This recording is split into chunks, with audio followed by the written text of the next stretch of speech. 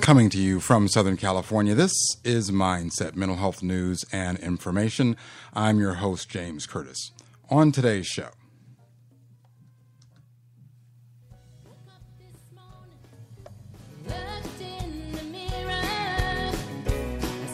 the wrinkle I can't erase. I can see the future a whole lot clearer, studying the past written on my face. My name is Shelley Dubois, and I'm from Fort Saskatchewan, Alberta, Canada. I am a singer-songwriter, but I've also just written my first book, called I Lost My Child to Cancer, a mother's story from diagnosis to passing. And it's about my daughter that I lost to brain cancer in 2008.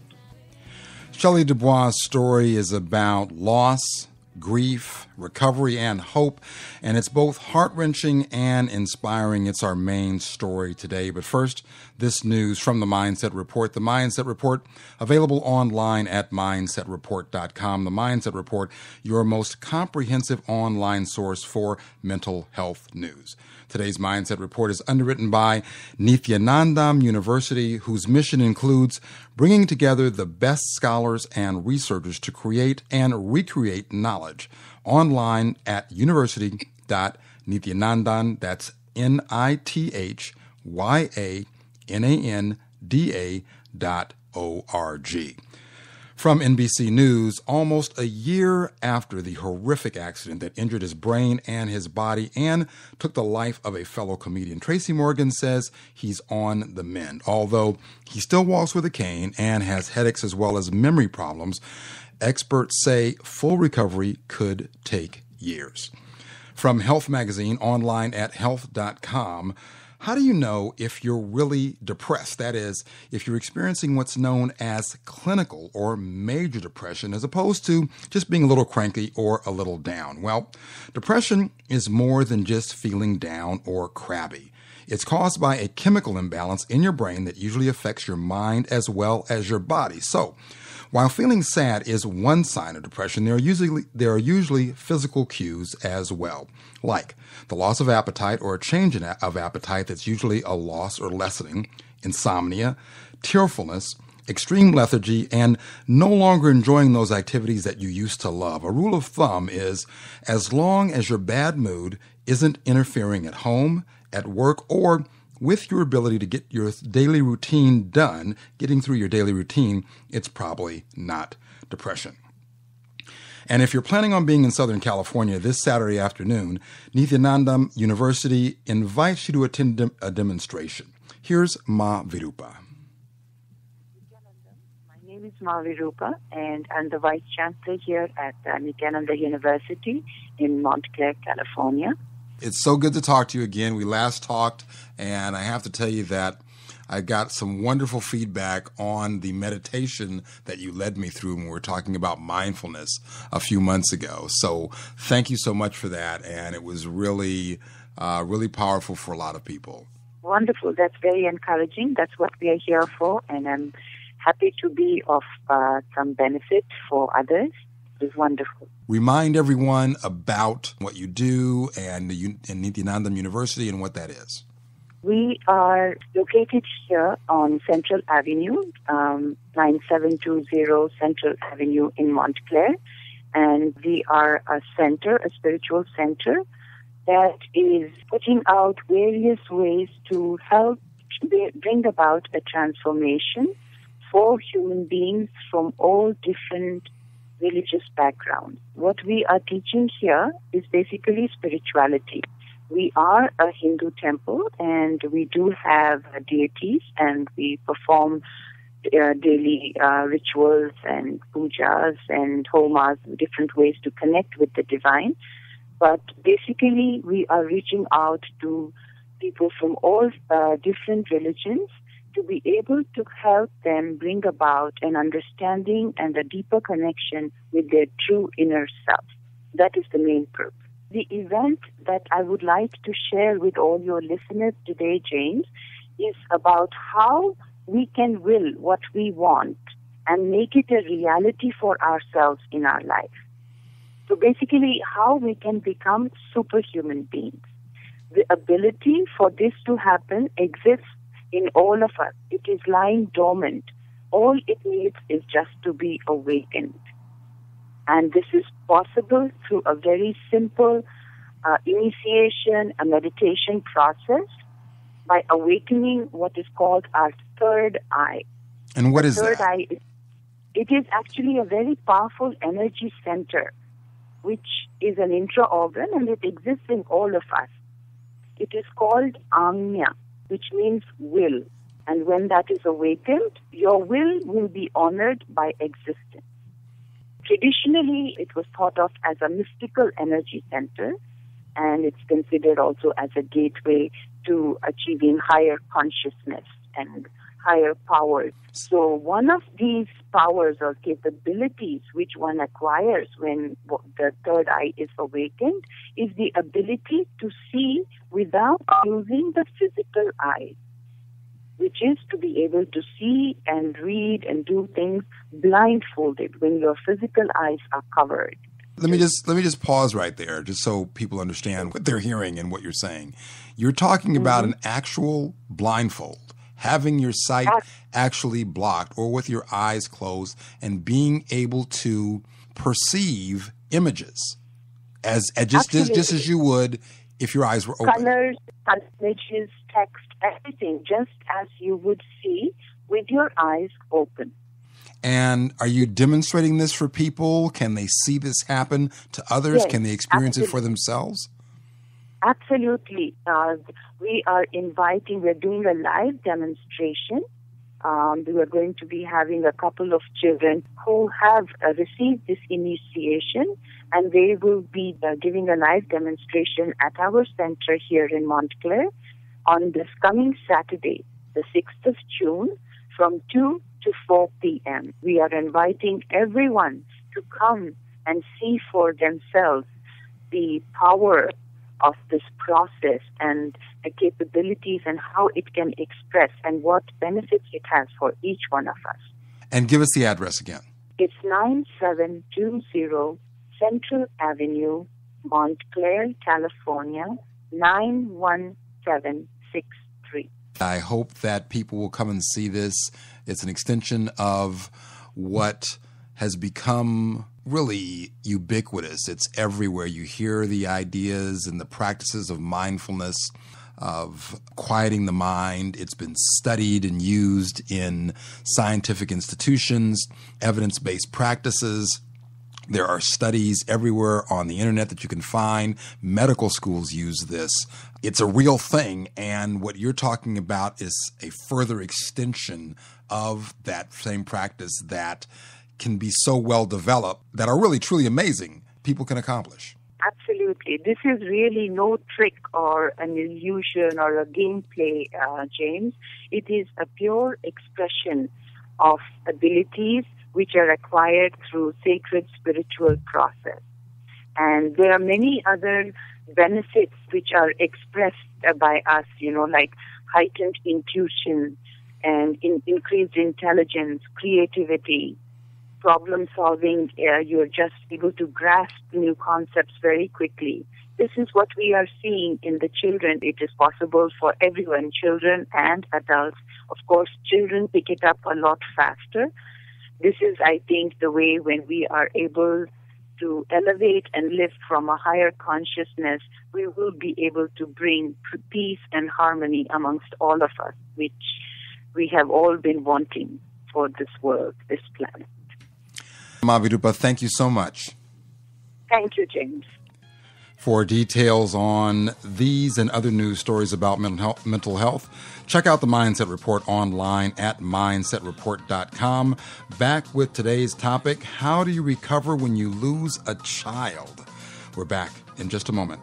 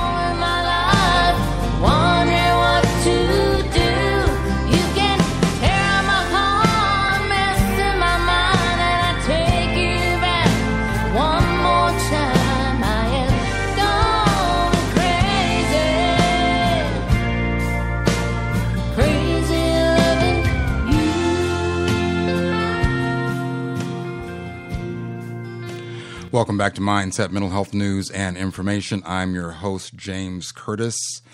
That is singer-songwriter, Canadian country singer, Shelley Dubois. And she has an incredibly powerful story. You're going to hear it starting in just a few seconds. How do you recover when you lose a child? In Shelley's case, it was to cancer.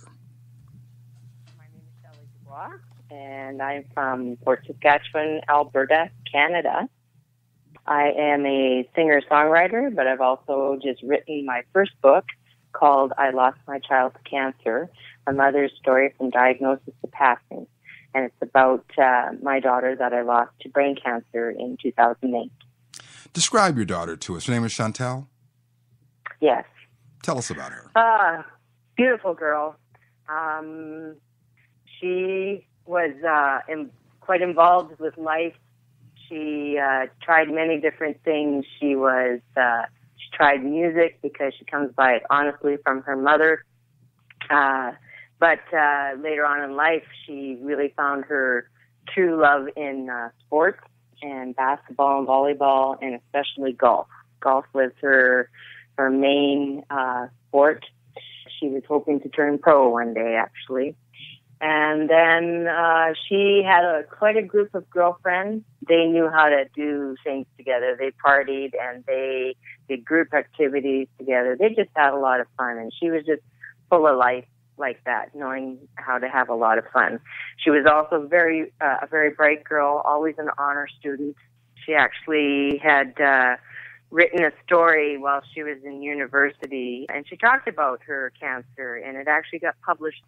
She also did some paintings while in high school, and even while she was going through treatments. And so I have those paintings hanging in our house.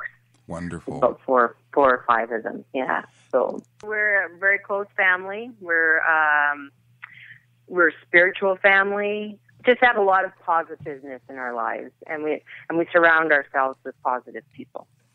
Talk to us a little bit about your relationship with Chantel, mother, daughter, friend, confidant, those types of things that close families share. It sounds like you had a tremendous relationship. We did. There's a lot of times that people thought we were sisters because we looked so much alike. There was a lot of times where she would... and I know I got this with my mother as well. People thought we were sisters. And, you think as a young kid, like, oh, my God, well, I'm not that old. And you hated the reference. But but she did, she wrote a beautiful Mother's Day letter to me about a year before she passed. And in there, she said, I always hated when people called us, like sisters or whatever, she said. But later on in life, I really loved that you and I look so much alike, and we did so much alike. We could laugh together, we could cry together, we could, have party together. And of course, there was always a mother-daughter rift. There's times where you have, where you have your little quarrels. But I had also gone through a little bit of rough time in my life where I fought with depression, and she was, I think, 14 or 15, and she was there for me, like for just a young teenager helping a mother go through it, and she was just always had sticky notes. I love you, Mom. You'll get through this, all the time, so we were very close. If you're just joining us, my guest is Shelley Dubois. She is an independent singer-songwriter. She is a country music singer hailing from Alberta, Canada. Fort Saskatchewan is the town. Her book, I Lost My Child to Cancer, A Mother's Story. She, in addition to being an incredible singer, you have a voice like an angel, and I can tell from not only your social media, but your presence on the page, the presence in your songs and in your video, your Indiegogo campaign where you're raising money to get the book completed. You have got the heart of a warrior. You seem like a real strong person. You seem like an individual who is... you're an independent songwriter. You're not getting pushed by a record company. You got to have that fortitude, that vision, that focus to even do that part On top of that, you've written this book. On top of that, you've survived this unimaginably difficult, and that is certainly an understatement, difficult experience of losing your daughter. That's, a lot of people wouldn't make it, Shelley. I mean, let's be honest. A lot of people would not make it. They'd be in a bed somewhere or worse, and you're not. You're up. You're fighting. You're speaking loudly. People will draw, I think, encouragement, inspiration from your strength. So let's talk about that. We all have to find something to get us through each and every day, to find that strength, to find that motivation, to keep going. And I would say I was about 8 months laying on the couch in bed after my daughter passed, and I after about 8 months, I could hardly move. My body was starting to seize up, and I went, this can't be the rest of my life. And so, even though I really had to work through that, I no longer had my daughter in the physical sense. I now have her in the spiritual sense, and that she's there for me all the time. And that took a lot of work to get there. I didn't want to believe that for a while, even though it's a spiritual belief. And I worked with a wonderful hypnotherapist who I worked with on a weekly basis.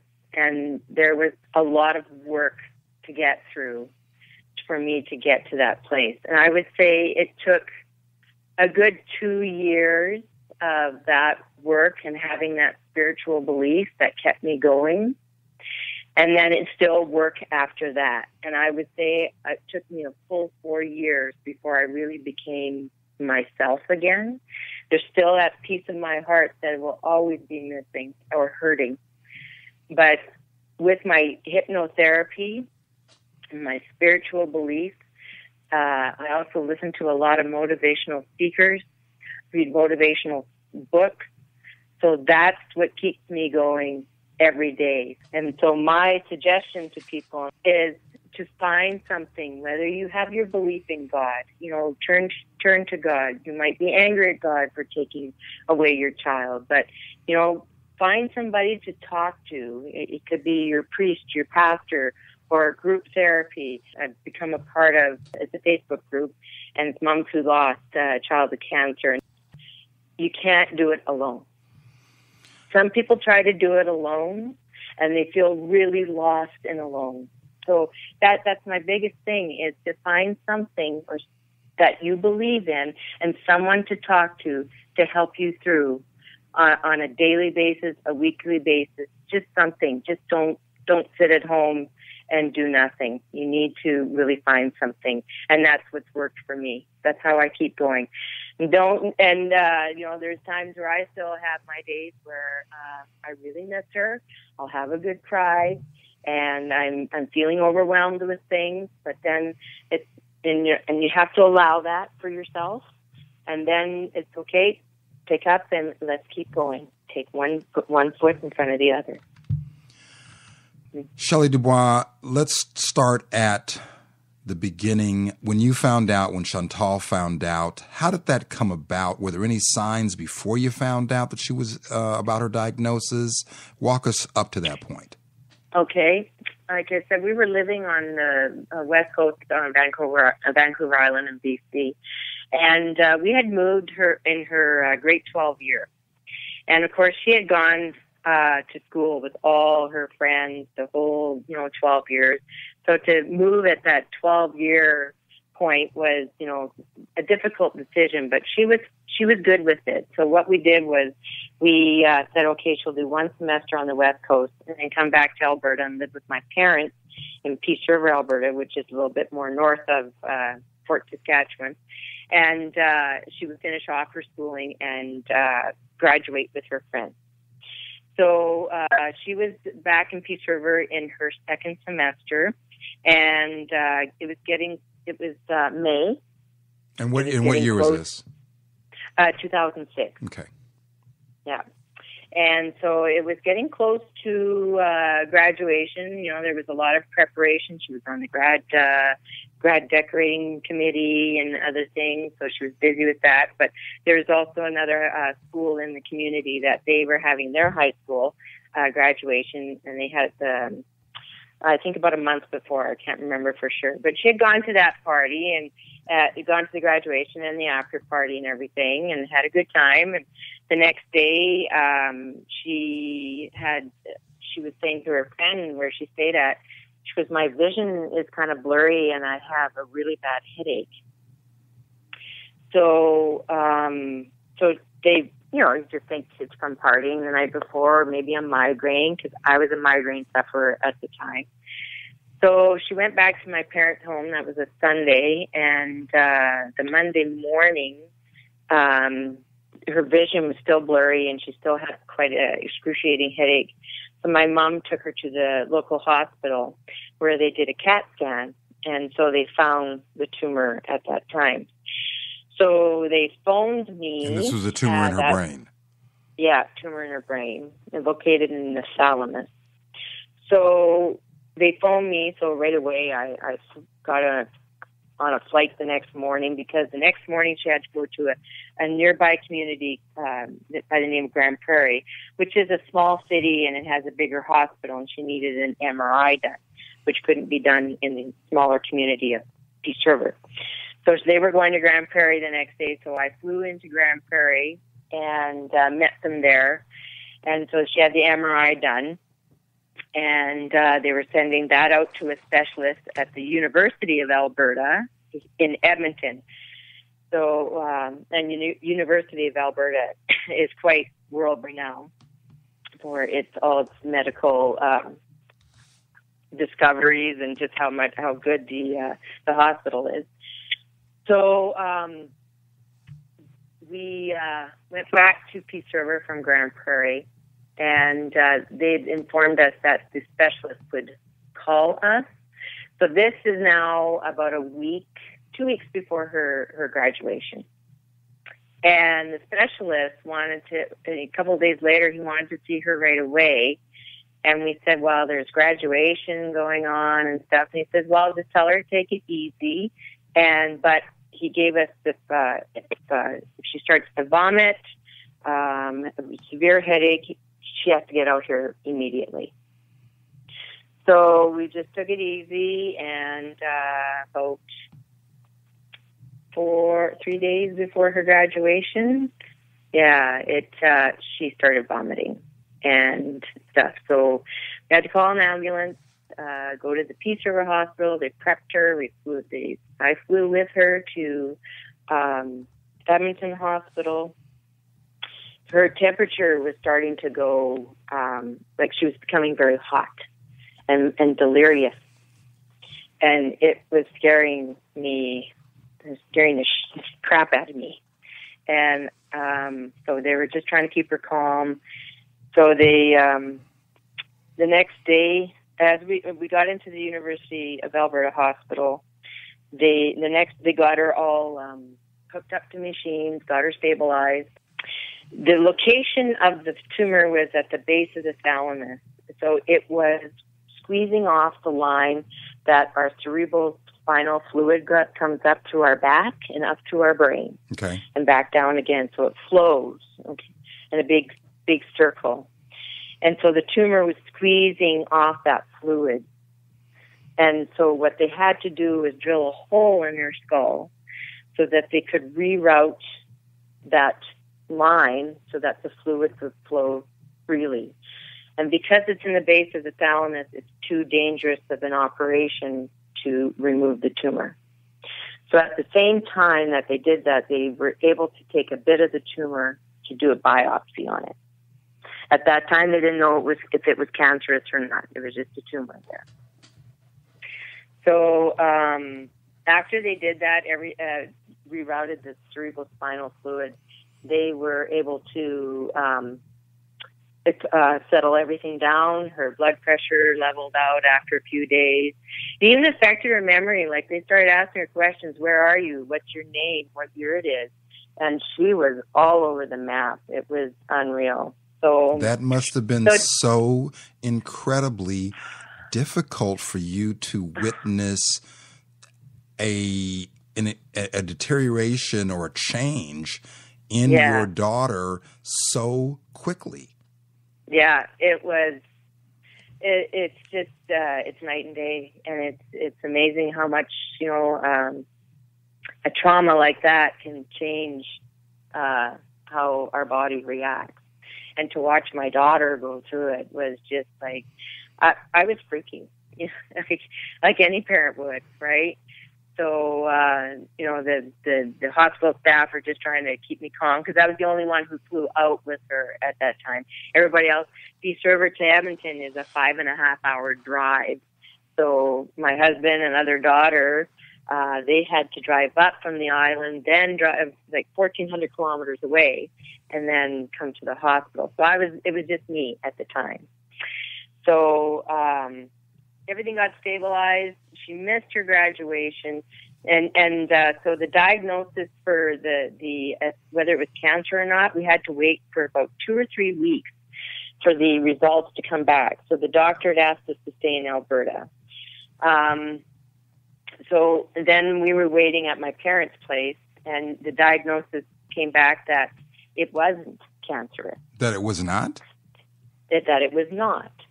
So we were elated. We were so thankful. And he said, sometimes we just have tumors and we just have to live with it, right? So that's what we thought. They rerouted her spinal fluid and, everything was good. So then we returned to our home on the West Coast. And about 2 weeks later, her eyes started to do some funny stuff. And then she was starting to get a little bit of headache. So I took her to the hospital. We were in a community called Duncan, so then we had to go to a bigger city of Victoria, which was about 45 minutes away. Waited there for about 4 or 5 days for the specialist to see her and to do another biopsy. So they had. So they have to now go in. They have to go in again. Yes, they had to go in from the side of her head. Oh my goodness, Shelley. So she had to go through another procedure, and they did a biopsy. Then we got a phone call and said, oh, well, now you're going to go to the BC Cancer Agency and just talk about what they found. So then we're Did you have to there wait several weeks for the results of that biopsy as well? That was about a week or so, yeah. So then we went, it was July of 2006. So then we went to see the doctor at the BC Cancer Agency. And then this doctor, he started telling us how, treatment options. And we're going, well, what are you talking about? Chemotherapy, radiation. He goes, well, don't you guys know? And we go, know what? And he goes, it's cancerous. And we're like, what? So it was just Chantel and I that had gone. If we had known that we were going to be told a diagnosis of cancer, especially stage 4, that, I would have my husband come along or something because we were in such shock. And I was also pretty mad. I could imagine you wanted to punch somebody in the face at the very least, I would think. Oh, I did. I was really, really upset. So, and so now they started talking about treatment options, and it's like the doctor, the cartoon going womp, womp, womp, womp, womp. You just don't absorb anything. You can't hear a thing. This is just noise to you. Yeah, because we're just going, what? What did you just tell us? And we were both in shock. And so, all of a sudden you're saying you got to take these chemotherapy pills. We got to do radiation, and radiation, it's all this information. And we're just like, it was like I say, shock and anger because of, they'd done a biopsy in Edmonton, said it was non-cancerous. And then now another one and saying it was cancerous. And it was.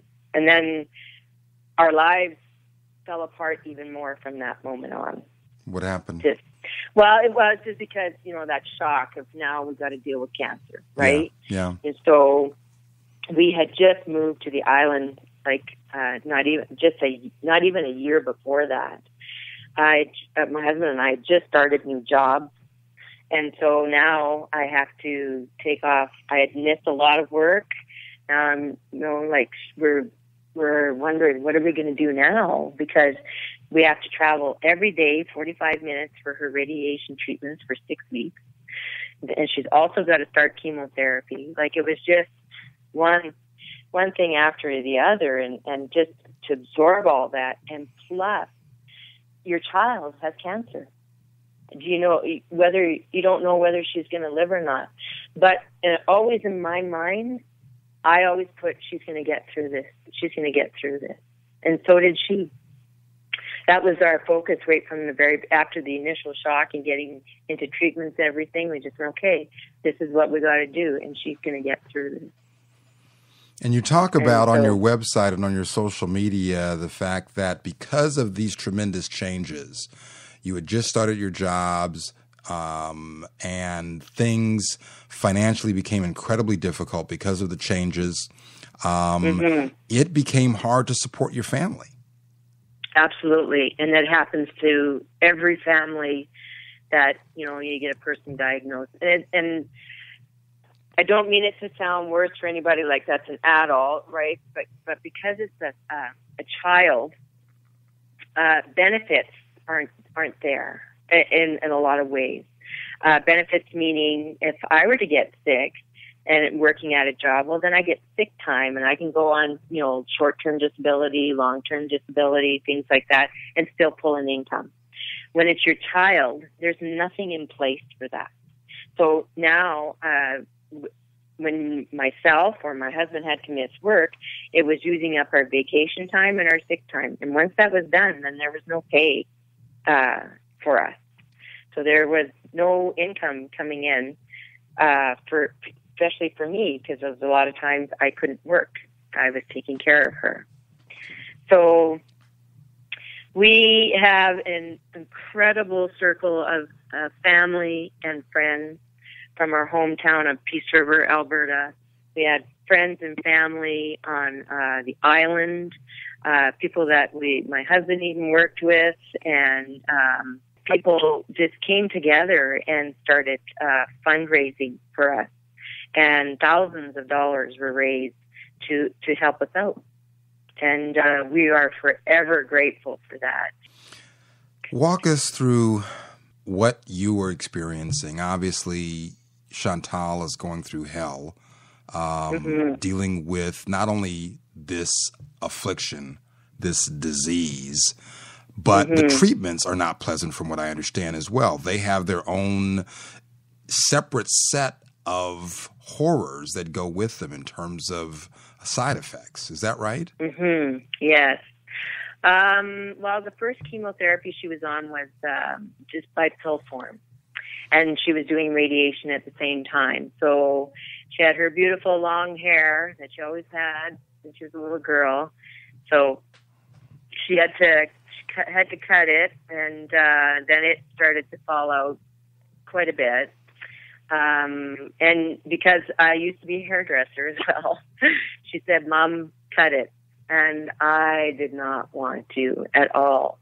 But she just gave me, she always would have this look that she would just look at me and say, "Mom, let's do this."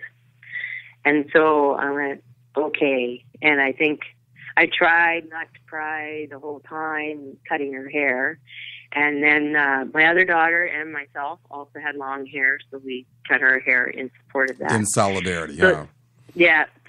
And so there was the hair falling out. There was the from the radiation treatments, you become very weak, and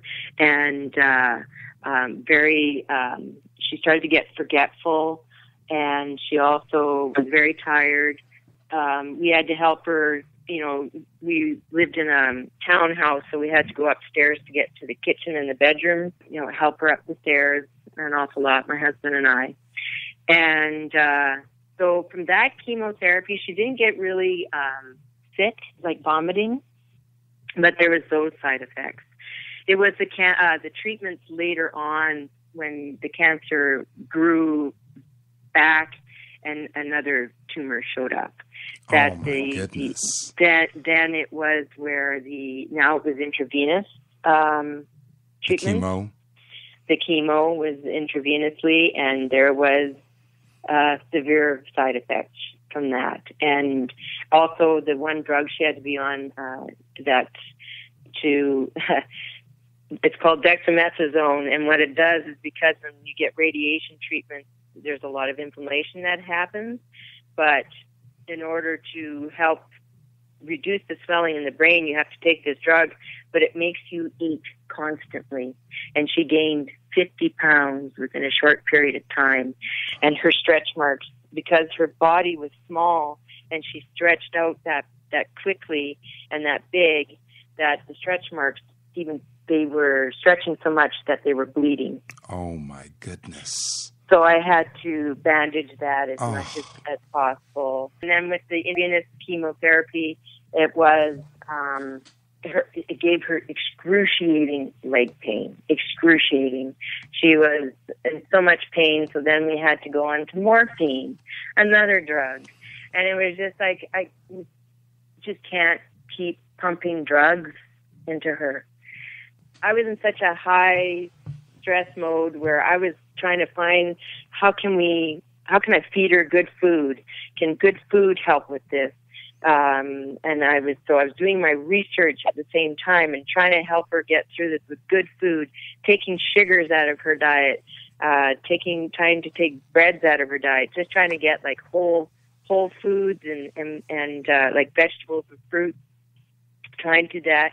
I started looking into alternative therapies as well, which we tried to start doing, because I couldn't keep watching the pain that she was going through, and she couldn't stand going through the pain anymore of those chemotherapy drugs.